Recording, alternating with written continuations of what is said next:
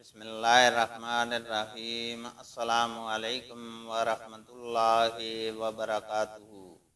حدیث نبوی صلی اللہ علیہ وسلم ہے، ہم سے قبیصہ بن عقبہ نے بیان کیا، کہا کہ ہم سے سفیان ثوری نے، ان سے اعمش نے، ان سے ابراہیم ناہی نے، ان سے عبد الرحمن بن یزید نے اور ان سے عبداللہ بن مسعود رضی اللہ تعالی عنہ نے بیان کیا کہ میں نے نبی کریم صلی اللہ علیہ وسلم کے ساتھ منا میں 2 رکعت نماز پڑھی، اور ابو بکر رضی اللہ تعالی عنہ کے ساتھ بھی 2 ہی رکعت پڑھی، اور عمر رضی اللہ تعالی عنہ کے ساتھ بھی 2 ہی رکعت۔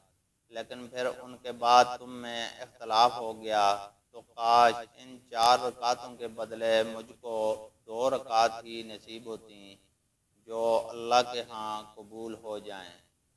اللہ تعالیٰ سے دعا ہے کہ وہ ہمیں قرآن اور حدیث کو سننے، سمجھنے اور اس پر عمل کرنے کی توفیق عطا فرمائے، آمین۔